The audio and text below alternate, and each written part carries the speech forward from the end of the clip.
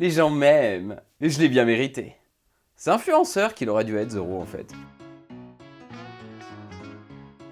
Bonjour à tous, aujourd'hui on parle de la série Zoro réalisée par France Télévisions. Le personnage de Zoro est tombé dans le domaine public en 2013 je crois, et donc depuis, il y a des projets qui fleurissent un peu partout, et l'année dernière c'était au tour de France Télévisions d'annoncer le développement d'une série familiale d'aventures avec Zoro campé par Jean Dujardin. Et à ses côtés, on retrouve du beau monde, Audrey Dana, André Dussolier, Grégory Gadebois ou encore Eric Elmos Nino. La série compte 8 épisodes de 35 minutes environ, elle est dispo déjà en intégralité sur Paramount+, et elle sera diffusée sur France 2 d'ici la fin de l'année. C'est l'histoire de Don Diego de la Vega, le maire de la ville de Los Angeles. Ça fait plus de 20 ans qu'il a pu enfiler le costume de Zoro, mais quand il est plus sous couvert de sa double identité, il est maladroit, bête, naïf, il arrive vraiment à rien, donc il se décide à ressortir son vieux costume.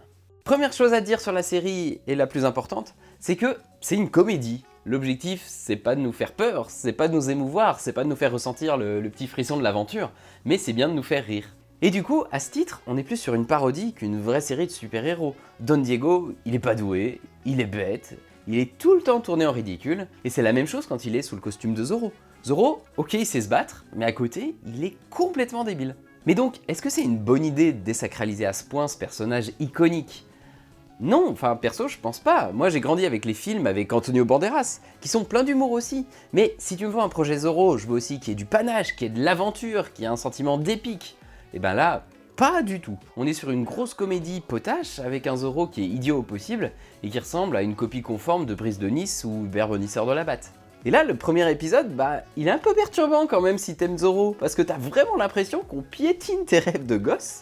Dans la com, je pense qu'ils auraient vraiment dû insister sur le côté comédie-parodie, parce que là, t'as sûrement plein de fans de Zoro qui vont être super déçus, et aussi plein de spectateurs potentiels qui vont se dire « Bah non, c'est un truc de super-héros, moi ça m'intéresse pas trop », qui vont pas se sentir investir, alors qu'ils auraient carrément pu être la cible. Donc, n'allez pas chercher dans ce projet de l'épique, du voyage, de l'enjeu, de l'aventure.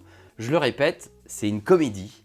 Et une fois qu'on a digéré ça, et le choix assez surprenant de ridiculiser le personnage de Zoro, la série se regarde plutôt bien. C'est loin d'être aussi mauvais que ce à quoi on aurait pu s'attendre. L'humour est finalement assez efficace, il y a pas mal de bonnes trouvailles d'écriture, et puis le fait de désacraliser comme ça Zoro, de faire descendre de son piédestal les super-héros, ça permet pas mal de scènes vraiment super drôles. Je vous donne un exemple tout bête, c'est une scène toute simple, où il y a la señorita Gabriela qui invite Zoro à manger, et donc Zoro dit oui, et donc Zoro va aller boire de la soupe chez elle, donc ils sont en tête à tête, et il est avec son masque, son chapeau, son été, et après il prend sa soupe et...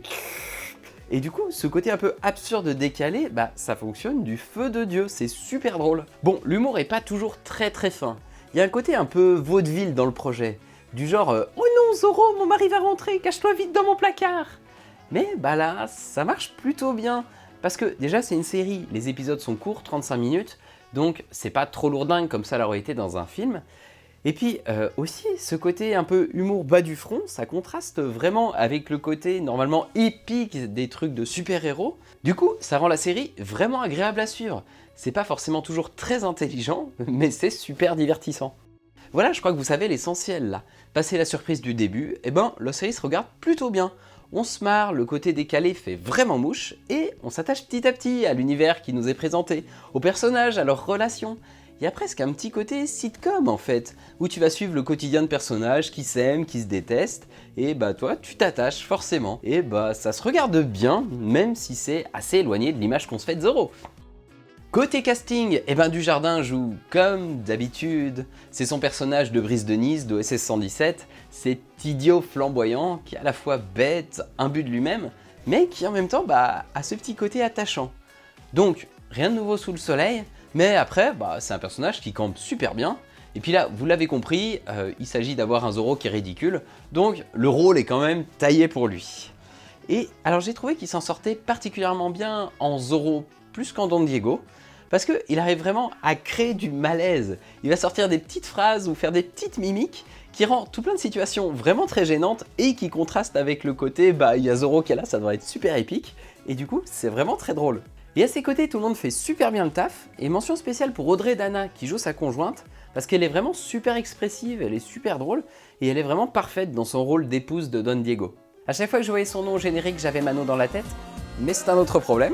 Et donc, Jean Dujardin et Audrey Dana, les deux matchent vraiment super bien ensemble, parce que en fait, t'as Audrey Dana qui est très expressive du visage, qui a vraiment des très grands yeux qui expriment beaucoup de choses, et en face du coup, t'as Zorro, qui lui est sous un masque, donc ça masque un certain nombre de ses expressions, du coup il fait plein de gestes et plein de petites mimiques avec le menton, et ça fait un contraste qui marche très bien à l'écran. Les décors sont vraiment sympas, alors tout se passe dans la même ville et il y a finalement assez peu de décors, mais tous sont bien travaillés, ils ont leur petite personnalité, et ça renforce un petit peu cet aspect du coup un peu sitcom. Les costumes sont aussi top, et la réalisation, bah nickel aussi. On sent qu'il y a quand même un peu d'argent dans le projet, la série fait soigner. Il y a aussi bien sûr pas mal de combats à l'épée, qui sont étonnamment, bien quali.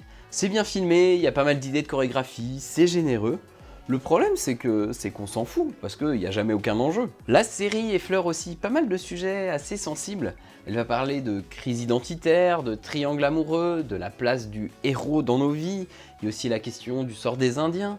Ce qui est un peu dommage, c'est qu'à chaque fois, elle effleure juste ces thématiques, et ça aurait été super intéressant de les creuser un peu plus, ça aurait donné une autre dimension à la série, mais non, malheureusement c'est jamais le cas, c'est juste un ressort comique à chaque fois, mais jamais vraiment plus. Du coup, Zorro. Je comprends parfaitement que la série en déçoive un certain nombre. Le projet ridiculise le héros et en faisant ça, on sent quand même un petit peu insulté derrière. Donc, j'ai plutôt envie de la conseiller à ceux qui n'aiment pas Zorro, ou en tout cas qui ne se sentent pas particulièrement happés par les séries d'aventure. Mais si vous cherchez par contre une petite comédie française qui est bien réalisée, qui est marrante, à regarder tranquillou bilou sous la couette pendant les soirées d'hiver, bah c'est parfait. La comédie fonctionne super bien, le côté absurde et décalé est vraiment super marrant, les duels et les scènes d'action sont bien fichus et la réalisation elle est nickel. Malheureusement, la série n'a pas grand chose de plus à offrir, et c'est dommage qu'elle ait pas plus de profondeur parce que du coup elle s'essouffle vite. Il n'y a que 8 épisodes, mais les 2 derniers sont peut-être de trop. On sent que déjà la série t'a offert tout ce qu'elle était en mesure de t'offrir. Mais en ce qui me concerne, au global j'ai quand même passé un bon moment devant et je suis content de l'avoir vu, donc n'hésitez pas à vous laisser tenter. Et je vais m'arrêter là pour cette petite série. Merci beaucoup d'avoir regardé cette vidéo, j'espère qu'elle vous a intéressé. N'hésitez pas à mettre votre avis en commentaire. Regardez des séries et mangez des sushis!